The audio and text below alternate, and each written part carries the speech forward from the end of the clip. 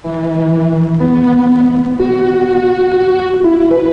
following program is from E, the National Educational Television Network. NET Journal, a look at the events and issues of the world today.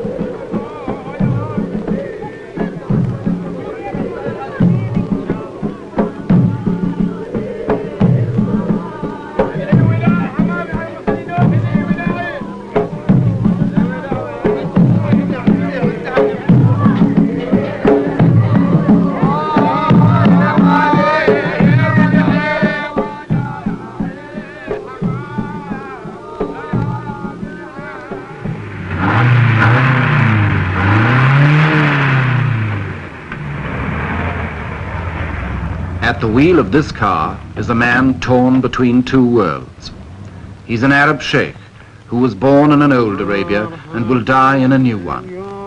He worships Allah, loves the desert, and is one of the richest men in the world. His name is Zaid.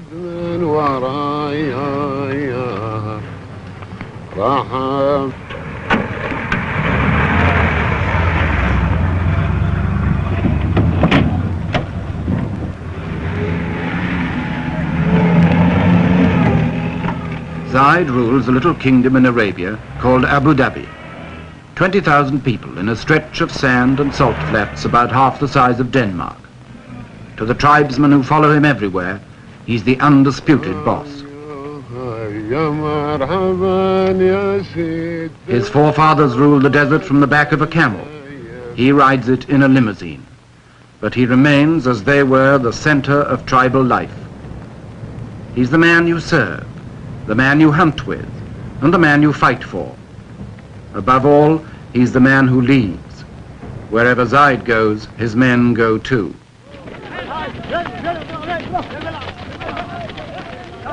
Those who don't travel with Zaid come out of the desert to greet him. They all owe their loyalty to him, and they all expect rewards from him.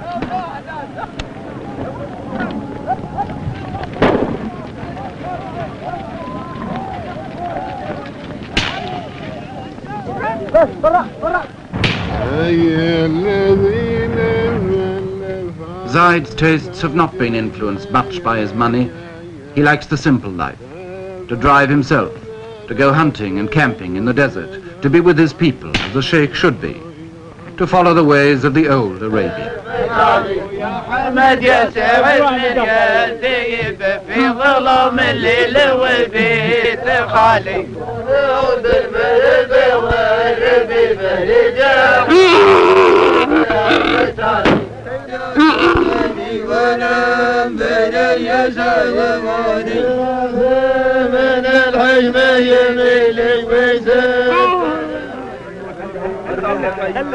Five or 6 years ago, the people of Abu Dhabi were sunk in the poverty of 1,000 years or more.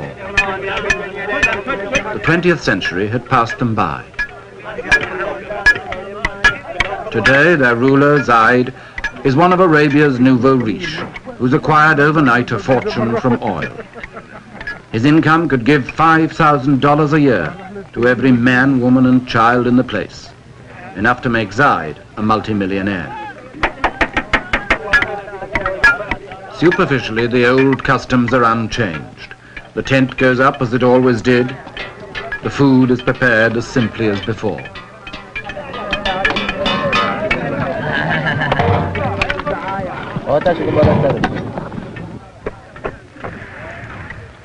Zaid's natural pace is leisurely, almost indolent. Time is about the only thing the desert's been rich in until now. Time for coffee, time for talk, time made into ritual from century to century, from morning till night.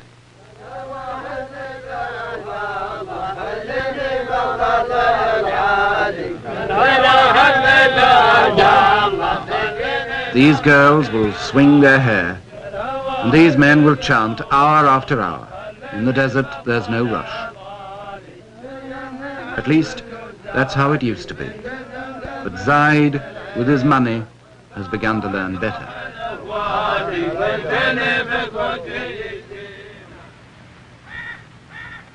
In this palace in Abu Dhabi, Zaid had a brother. His name was Shakput, and for more than 30 years he ruled Abu Dhabi in poverty and comparative peace. Shakput's rule was traditional. His word was law, but he stayed close to his people. Anyone was free to talk to him any day in the Majlis, the tribal council, and as long as they had no money, they were all relatively contented. And then in the 1960s, Abu Dhabi struck it rich, and its troubles started. In a year or two, people were demonstrating about work and wages who'd never had either in their lives before. The grumbles grew as the money mounted, because Shakput was a miser. All his life he'd been a poor man. Now that he was rich, the skinflint habits stuck. And like a man who's won first prize in a lottery, he found his money made few friends.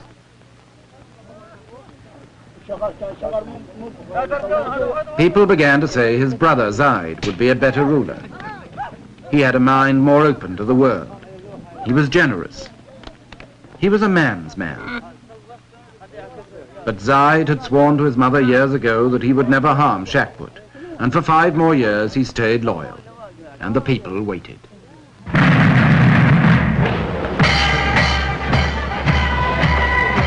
The oil flowed. The money poured in, but Shakput wouldn't spend it. He was paralyzed by habit, suspicion, and downright fear.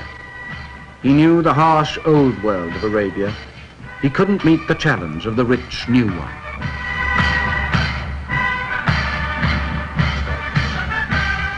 By 1966, just 5 years after oil had first been found in Abu Dhabi, Shakput's wealth destroyed him. Zaid sent him into exile and took command himself, ready to say farewell to the old Arabia. But how was he going to do it?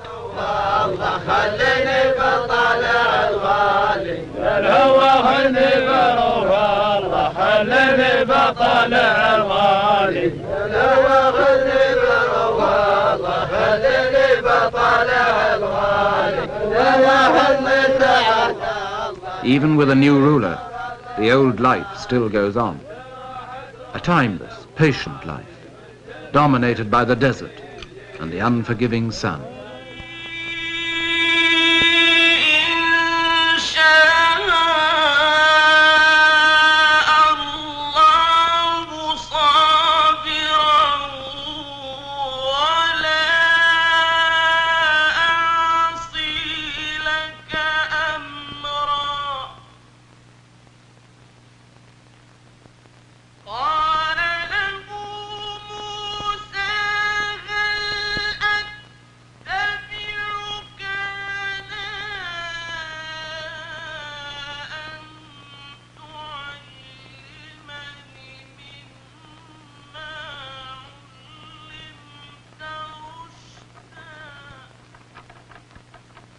Arabia is a land of terrible heat and terrible bareness. A tract of desert as big as Western Europe, practically untouched by the world until a few years ago. To anybody who doesn't live there, it seems a land of mystery and romance, full of the exotic promise of the veil. There are still people who think of it as the land of harems and the Arabians. In reality, it's a harsh and lonely place.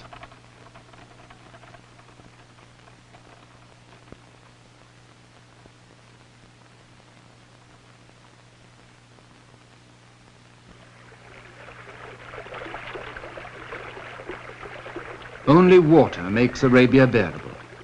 Where there's water, there's life. Water is so important that the Arabian oasis became the direct inspiration of the Muslim idea of heaven. And no wonder, when you come to the cool shade of the date gardens after the heat and emptiness of the desert, the oasis seems literally heavenly, a place of pure pleasure.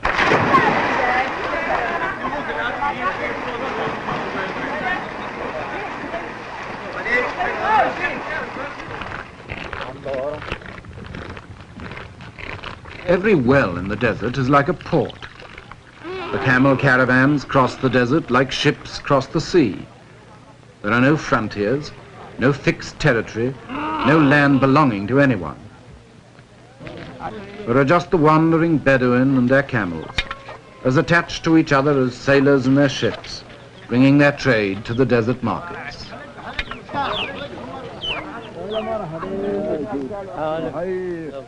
It's a hard life in Arabia, and it breeds hard men, but it's as perfectly adjusted now to the hard land it's lived in as it was in the days of Abraham, the father of all the tribes. There's still a sort of biblical rhythm about it.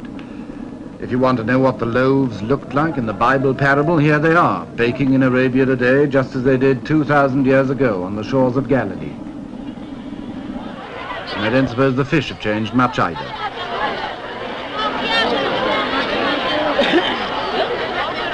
The women of Arabia still hide behind the veil, as Arabia itself has done for centuries.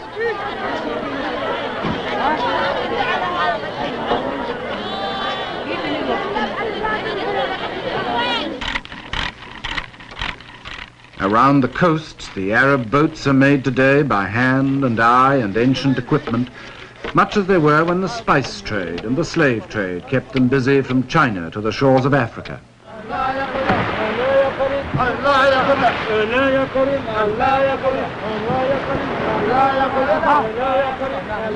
To the Arabs, the sea was a source of wealth that the barren land could not provide. Fishing, pearling, trading, smuggling, and especially piracy. Arab sailors in the Indian Ocean and the Persian Gulf preyed on the ships of Europe in the Indian trade. In the end, their piracy was their downfall. With a few naval sloops and some of the queerest treaties ever devised by man, the British Empire imposed on 2/3 of Arabia's coast the thin red line of peace.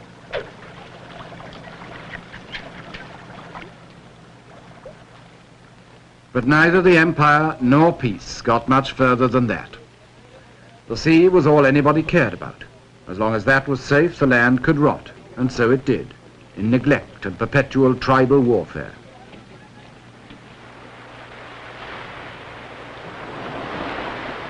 Beyond the coast, most of Arabia lay untouched until 20 years ago.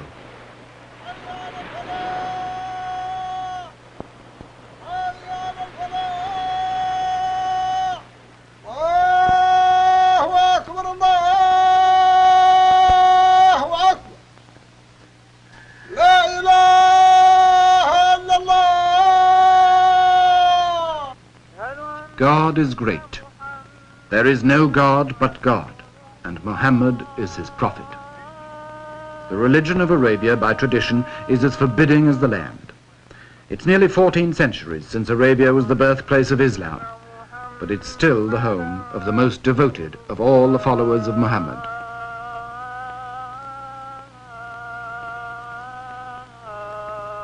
Islam means submission to the will of God. In the desert, there isn't much you can do but submit and pray for God's mercy.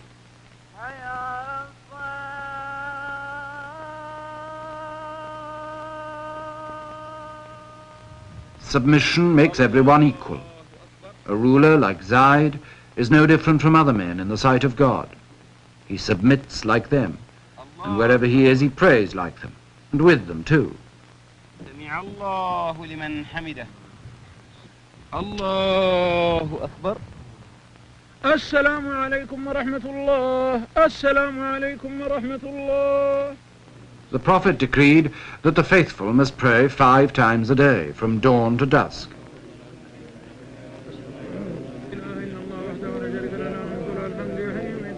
You can pray together or alone, with a priest or without one. But your submission to God is complete. You're his slave. And you can count on your fingers like a rosary in 99 different ways. May God be praised. May God be praised. May God be praised.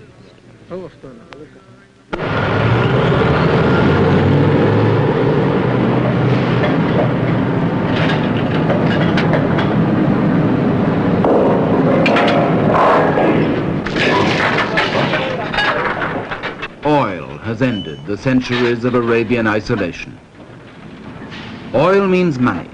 It's worth nearly $6,000 million a year around the Persian Gulf alone. And although most of the Arabian oil fields have been in production less than 20 years, their wealth is cracking the old life of Arabia wide open.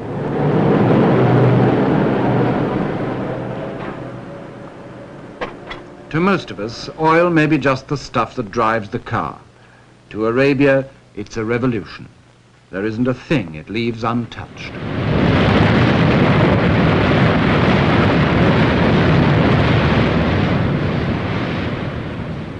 It makes the desert rich. It brings the prospectors and the lawyers and the map makers to divide it.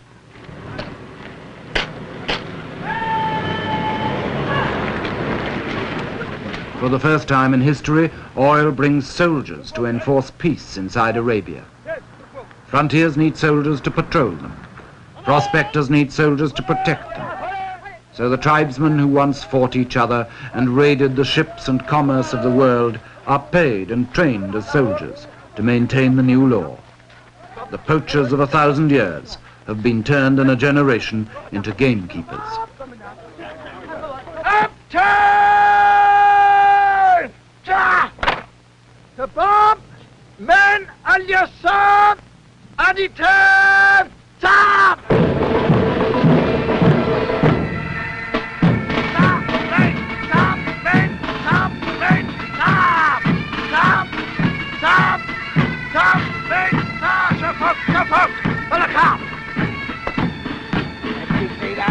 Sida! Wala! Sap! Wait!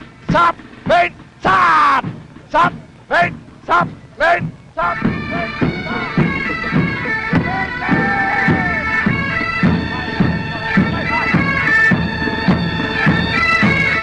Sultan! Sultan! Sultan! Sultan! Sultan! Wala! Helakam!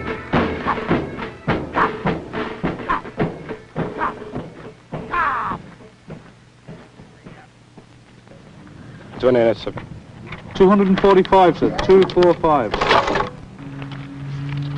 Money begins to make its mark everywhere.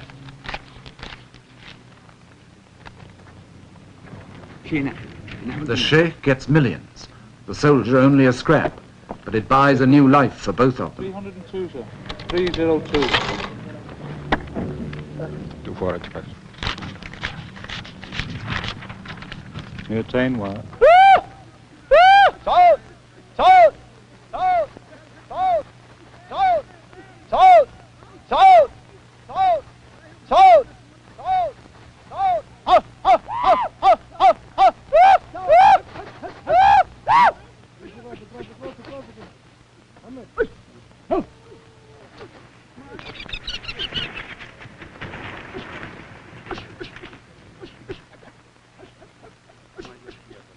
On his hunting trip, Zaid chases the desert game with a string of falcons as long as his purse. 20 years ago, he'd probably have gone hunting on foot, with only a few birds to help him. Now he takes anything up to 100.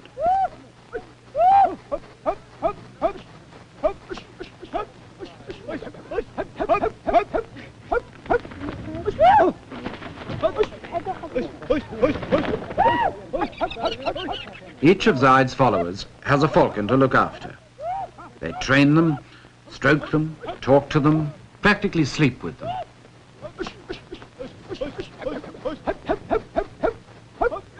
Like racehorses, they're the pampered darlings of a rich man's camp. And like racehorses, they cost big money. A good bird will fetch $600 or more imported from Syria or Iraq. And with so much oil money in Arabia now, the price is rising every year.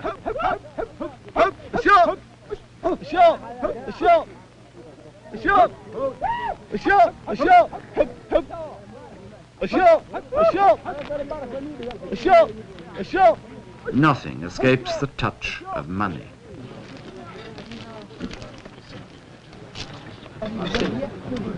Money changes all relationships. When Zaid visits his neighbors now, the traditional feast for a visitor becomes an offering to a wealthy benefactor instead. Unlike many of Arabia's oil millionaires, Zaid believes in sharing his wealth. He told me once, the oil business is like a lottery. I might still be poor and my neighbors might be rich, so we ought to help each other. He's already given away millions. Zaid's host at this feast was one of his poorest neighbors. But now that Zaid has touched his palm with silver, he won't be quite so poor.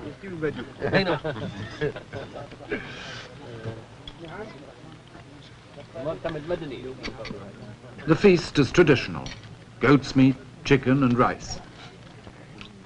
And when the VIPs have finished, the lesser men move in.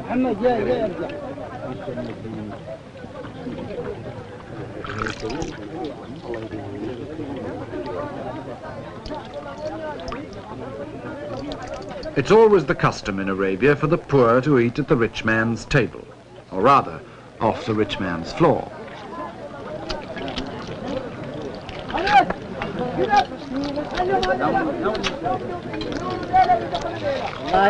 When this lot have finished, there'll still be more to come, in descending order of rank and ascending order of hunger. It's not the most elegant spectacle, and it's not the choicest food, but in a harsh and hungry land, any excuse is welcome for a blowout, especially when it's held for a man with money.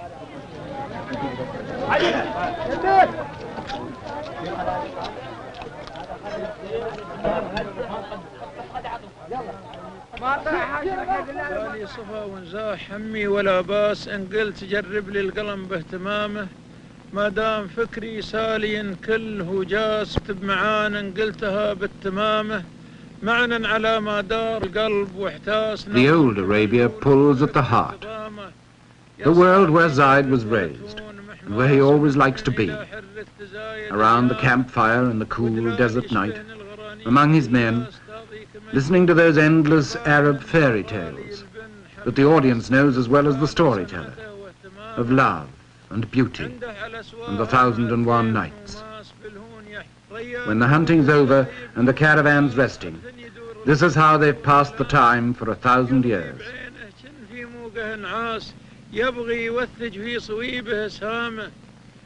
This is the old and sometimes beautiful Arabia, where time is endless and patience more so.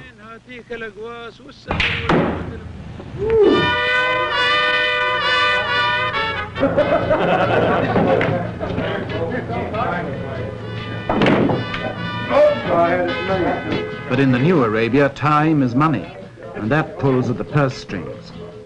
This is the Arabia of the air-conditioned desert, the sanitized, sterilized caravan of the 20th century, with its international wealth and international accents.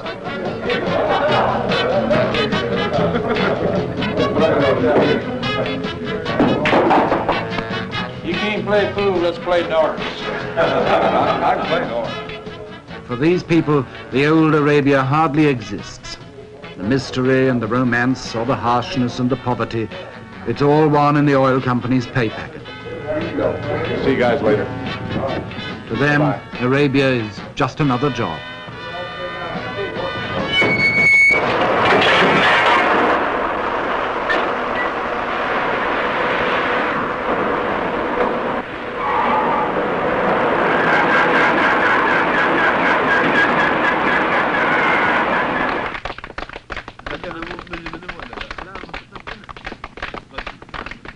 The fairy tale is over, and everyone now will live happily ever after in the dream world of the Arabian Nights.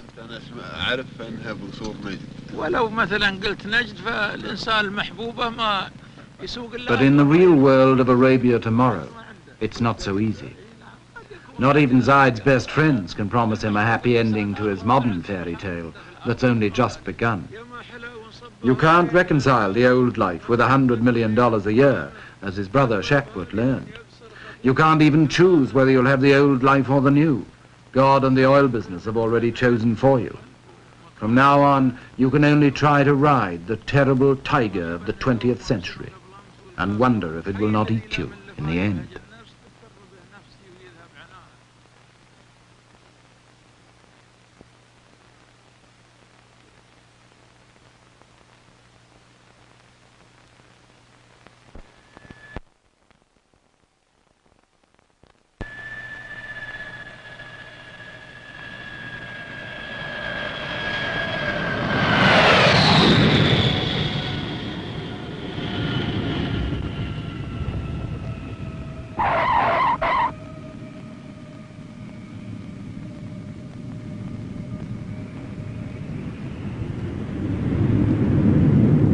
by the international jets and the local runabouts, the vultures of world commerce descend on Zayed's little kingdom. They're perfectly decent vultures, just bankers and businessmen doing their job. $100 million a year is a nice piece of export market to get your hands on, especially when the place so obviously needs your help.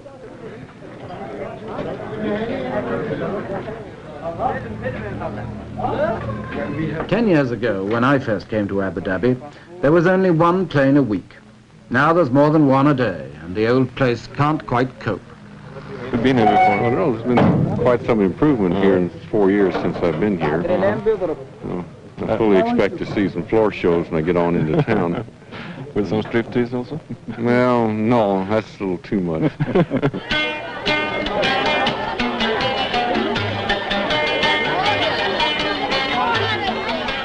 In Abu Dhabi town, at first sight, there isn't much sign of change. Shackput's static rule left the town nearly as squalid as it always had been. And some of these people hardly know yet what's going to hit them, now Zayed's ready to spend his millions. The alleys are still dark and dirty. The beggars wait patiently for the faithful Muslims to do their duty as the Prophet ordained and give them alms.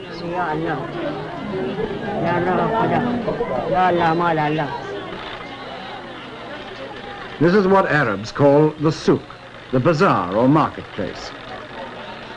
And in Abu Dhabi, it's Bond Street and Fifth Avenue and the neighborhood supermarket all rolled into one.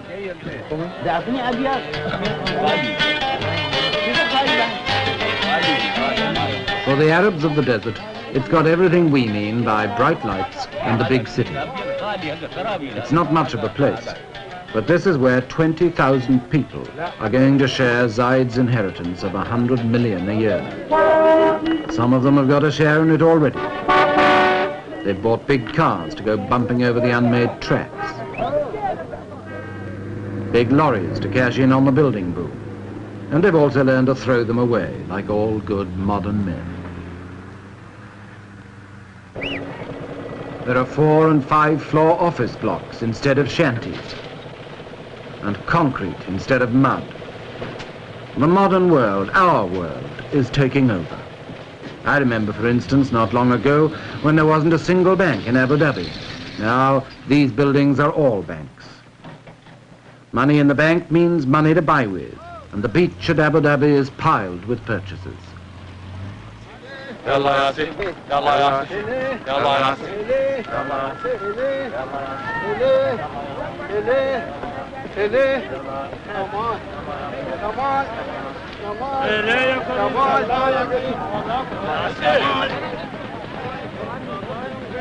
Abu Dhabi was built on a sandbank, so it's never had a proper harbour. But that didn't matter much when there was nothing but a few dates to ship out and a few tins to ship in. Now the whole modern world is dumped into the sand. Air conditioners and deep freezers, timber and steel, cement and typewriters, fans and filing cabinets. You name it and you'll find it here, sweeping in like a tidal wave on the old Arabian shore.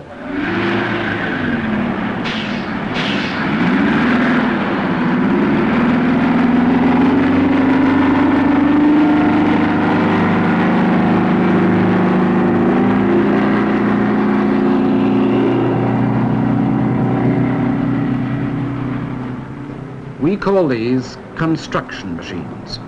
They're also weapons of destruction. They can rip up an old road or knock down an old house even faster than they can build new ones. And in Arabia now they can and do tear an old way of life to shreds before a new one is properly begun. Not that many Arabs object. In fact, most of them are only too glad to help with the destruction of their old way of life. They can see the vision of a better life in a bulldozer, and they want a piece of it.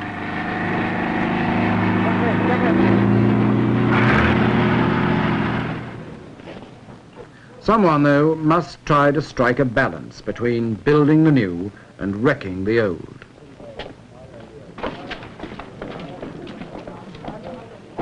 That someone is the ruler, Zayed.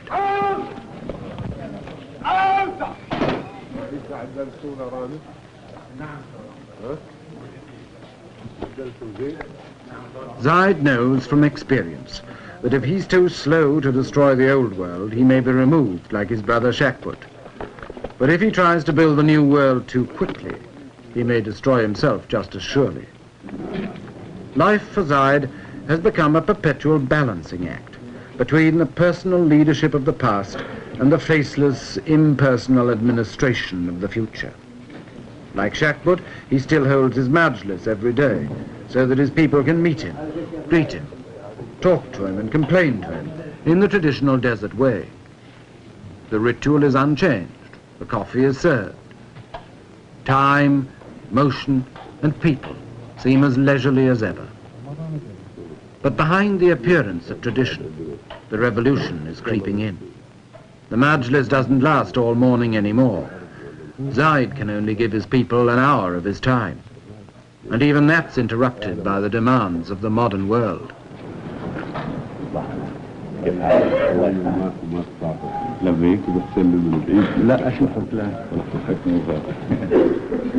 Welcome to the international businessmen. Welcome to the salesmen, to the experts, to science and high finance.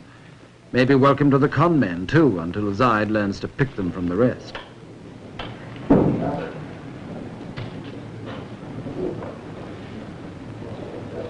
Of course they all sit down together.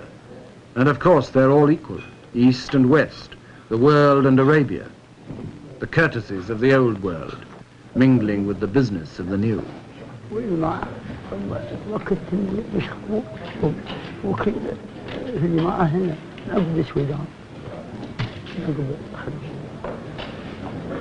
But it's the newcomers in business suits who get the places of honor at Zaid's side.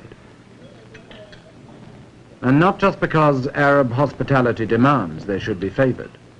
They're there because they represent power. The power to provide the people of Abu Dhabi with anything Zaid can now afford to buy. Still the ritual goes on, balancing the new with the old. The first thing a visitor must do in Arabia is to learn patience. You can sit for hours in places like this and never do anything but ask after each other's health. All in good time and all by the will of God. Never do today what you can put off till tomorrow. Never act if you can talk instead. The tribesman with a problem comes to Zaid to sort it out. And everybody else must wait. Patience and still more patience. But now there's $100 million of good hard cash burning a hole in patience every year. That's business that won't wait. It may be the will of God that's given it to Abu Dhabi, but it's the will of man, and especially the will of Zaid, that has to decide what to do with it now.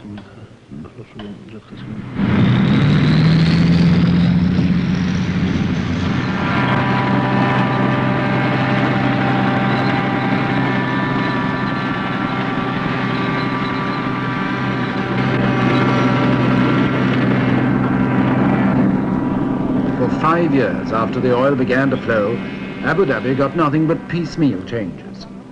Now Zaid has come to power with a plan to make Abu Dhabi the model state of Arabia, with all the paraphernalia of development. In the first few months of his rule, he awarded $70 million worth of contracts, and he's out every day to spur on the men who are making him a brand new kingdom. And this will be going out approximately a mile, and the second stage, which will be done next spring or next summer, whenever Your Highness decides, would continue on out into the very deep water for the large freighters, the large ships. طال عمرك يقول هو هذا الدفن اللي انتم تكلمتوا عليه، يعني اللي طلبتوا منه الدفن هو اللي يطلع ميل واحد.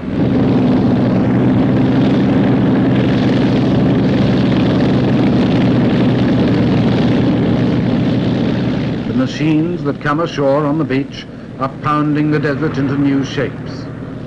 The men who descend from the aeroplanes are drafting a new world.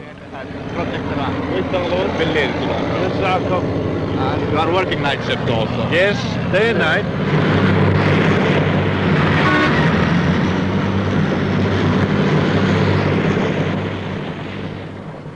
It's a world where time and opportunity have changed places. Yesterday, time seemed endless and the opportunities few. Today, time is short and the opportunities are infinite. Going out for approximately a mile, which we had discussed with you in your office when Mr. Griesbach, our design engineer, was here a month ago.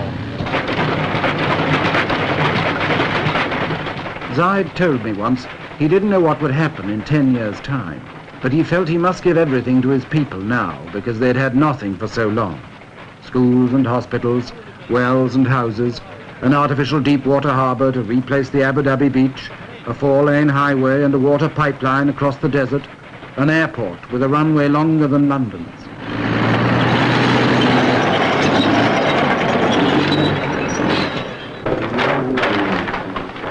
This is just the location of it. Now, you are approximately in this area here, Your Excellency, Your Highness, and as we're going down the road... Of course it'll change everything. Zaid's told me that too. The first thing to go, he said, would be the Arab's love for his camel. But what's a camel to a VC-10? Oh, he would take very easily 4 or 5 of the big VC-10s. طال يعني المنطقة هذه الآن تسع حوالي 5 طائرات من الطائرات الكبيرة. And of course, the smaller the DC-3s, it would take quite a few. See, one of the difficulty things that we don't know how many aircraft will be coming in here, Your Highness, and this is one of the things which you yourself will have to decide is how many airlines you'll permit to come into Abu Dhabi. And this will, of course, govern the number of aircraft here at any one time. Decide. Choose. Act. Sometimes, under these new imperatives, Zaid acts pretty hastily and harshly.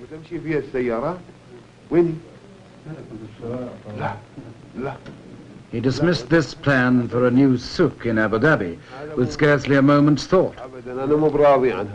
Small scale, no, yes, oh yes. We'd have to show detailed plans. Yes, bigger. هذا على حسب رضاكم اللي ما فيش اسمه. لا لا لا لا لا لا لا أنا مو براضي عن هذا ولا. No, no, no, never, never, never. Take it away and start again. So 2 months' work is demolished in a moment. He who pays the piper calls the tune.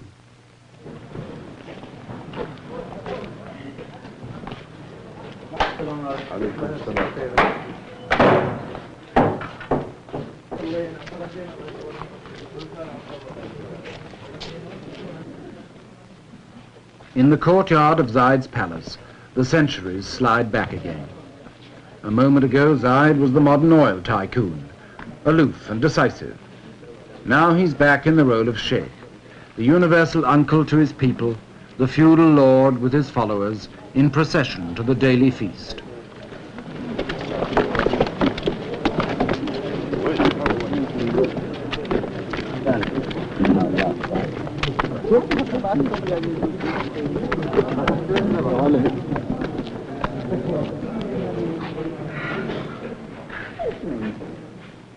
To the tribesmen of the desert, used to bread and dates in the sand, Zaid's table is a revelation. It's loaded with more food than many of them have ever seen, and it really is a table, and not just the floor. The idea of a free meal for all Zaid's followers is traditional, and he rarely sits down with less than 50 men. But the forms and the food are new. Money talks here through waiters in black ties, through plates and soup spoons, and a whole new ritual of table manners to master. Like the newly rich in any part of the world, the Arabs of Abu Dhabi are learning to keep up with the Joneses. Snobbery is the latest local vice. يمكن هناك شيء سر.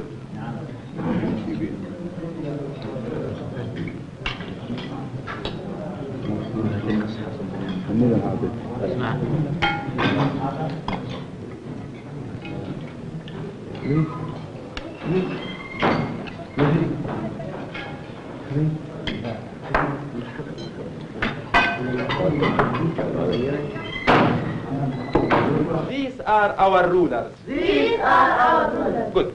What's this? That's the door. Yes, say, that's the door. That's the door. What's that? That's the ceiling. And what's this? This is the... While the fathers learn new manners, a few of their sons learn new tongues. That's the ceiling. Foreign languages and foreign teachers bring foreign ideas. That's the ceiling, yes. That's the ceiling. Yes. This is the floor. Good. Here's a pencil. Good. Here's a ruler. There's a picture. Say it again. Good. Now all together, stand up. Yes, that's the window. Huh. That's the window. That's the door. That's the ceiling. This is the floor. Here's a pencil. Here's a ruler. There's a picture. Say it again. فإذا انشقت السماء وكانت فبأي آلاء ربكما تكذبان. But the old ways are still the only ways for most of Arabia's children. Schools like this, where the boys learn the Holy Quran by heart, haven't changed in 1,000 years. It's still the only sort of school most kids ever see, if they're lucky enough to see a school at all.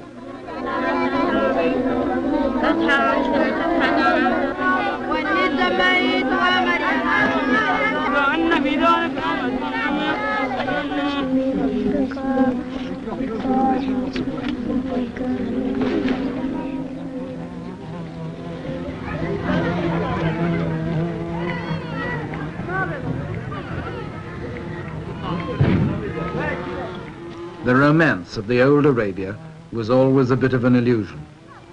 In reality, the place was and still is full of desperate poverty and sickness. There wasn't a single hospital in Abu Dhabi until a few years ago, and doctors were hardly ever seen. Now there's this American mission hospital, overburdened, overcrowded, forced to compromise, like everything in Arabia, between modern standards and old habits. It's something that we have not wanted to exist, these patients being in all together, but we've been working on it, and we haven't come up with a good answer, simply because we don't have enough staff to watch all the doors. We lock the front door and they come in the back door or the side door.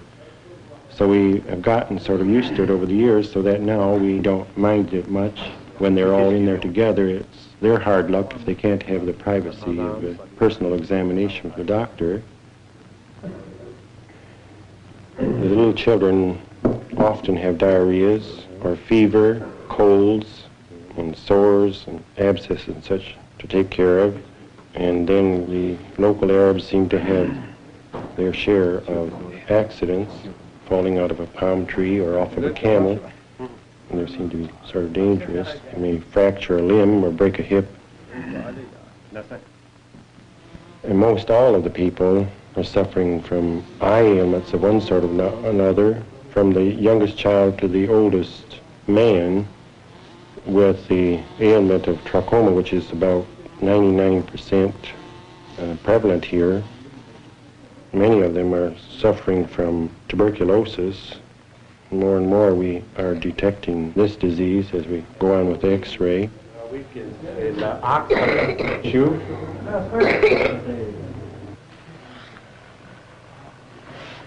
تمام هذا تمام هذا الحين نريد نفس صدرك شوية ها وراك بس من هني Tradition still throws a veil around the women of Arabia that even the doctor can't quite penetrate. His examinations here are probings in the dark. وين يعرج أكثر هني شوية هني شو هذا هذا أوجل من أول وسم ذي وسم The women are the most conservative force of all, secluded, unchanging, uneducated, and fatalistic. They accept their lot meekly, and they do their duty faithfully as the handmaidens and chattels of men. But for how much longer? When even under the thorn bush the doctor arrives with his medicine, and every jab with a syringe becomes a sort of revolution.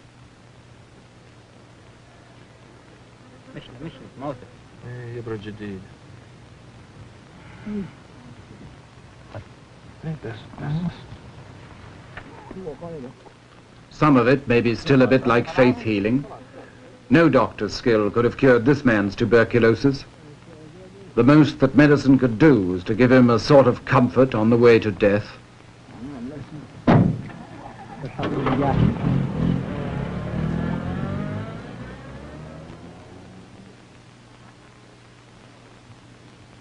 But if the 20th century medicine doesn't always work, it does challenge that submission to the will of God that accepts death whenever it likes to strike.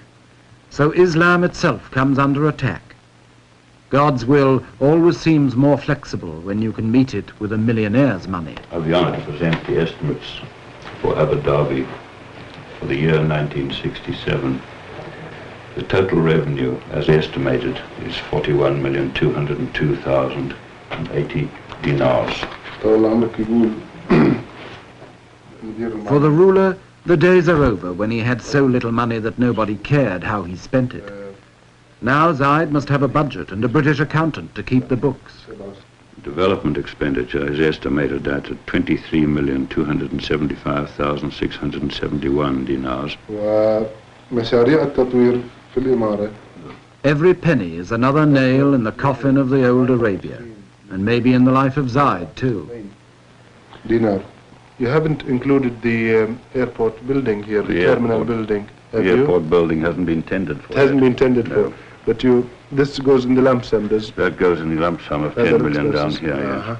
When I said that this included all the expenditure, there are things like the police, for instance, where it's impossible to get a true estimate. We have to wait the arrival of the new people to give us these estimates. I've put in 1/3 dinars for them to give them authority to spend. Outside Zaid's office, time still seems endless and patience still comes easily. His people have given up their lives to Allah. What God wills, they still accept. But the signs of dissolution are all around them, like the leisurely old world's cast-off furniture and the new office chairs that are waiting to take its place.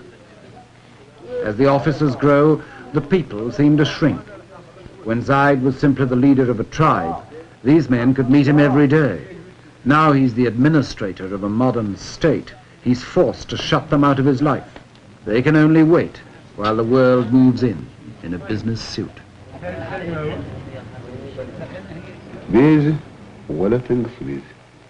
Even Zaid is a little less sure of himself. He can ask the new questions and make new demands, but who can give him the answers? You see, His Highness, and for this year, of course, we're giving him something very approximate. Yeah.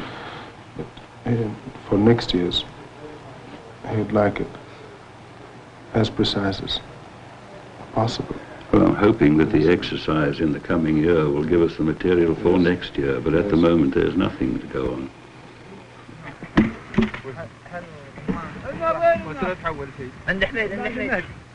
From their uncertainty about the new way of life, Zaid and his men go back to the desert as often as they can. The desert is still home, the place they knew before they were rich, and the only place they will really know until the day they die. In the desert for a day or a week or a month, they can go back to their old and simpler ways, to a genuine sense of comradeship that the modern world leaves no time for. There are no budgets and civil servants here, no plans, no figures, no complications, no closed office doors. نحن ناوي بنسيلكم قلنا الشيوخ قيلوا والشيوخ ما عندهم دله ونحب نسوي لهم القهوه. There's the sky, the heat, the emptiness, and the infinity of time that they've always understood. Out here, they can all be sure of themselves again. They can relax and be men again. Or perhaps, being only men, they can just be boys.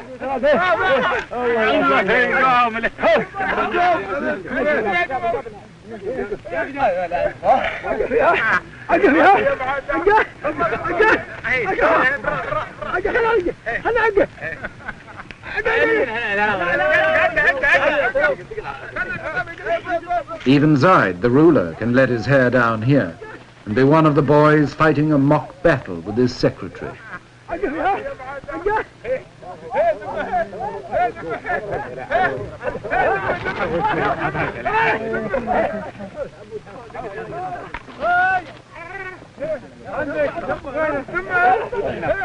On trips like this, the desert is an escape, a recovery of innocence, a return to Eden.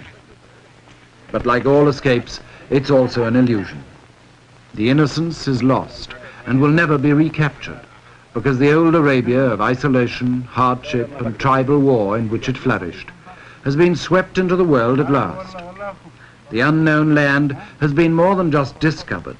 It's been uncovered in the past 10 or 20 years and dragged naked into everybody's sight.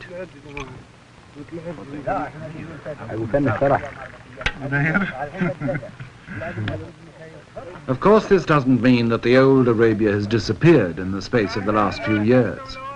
It's still a hard land that breeds a hard people. Tough individuals like Zaid and his men, and some of them still fighting a rearguard action against the assaults of the modern world. All the same, in the end, the 20th century brooks no defaulters. Here in Arabia, one of the last of the lonely lands is surrendering its old independence. From now on, its people will have to face, like the rest of us, the infinite hopes, possibilities, and disillusionments of the modern, universal world.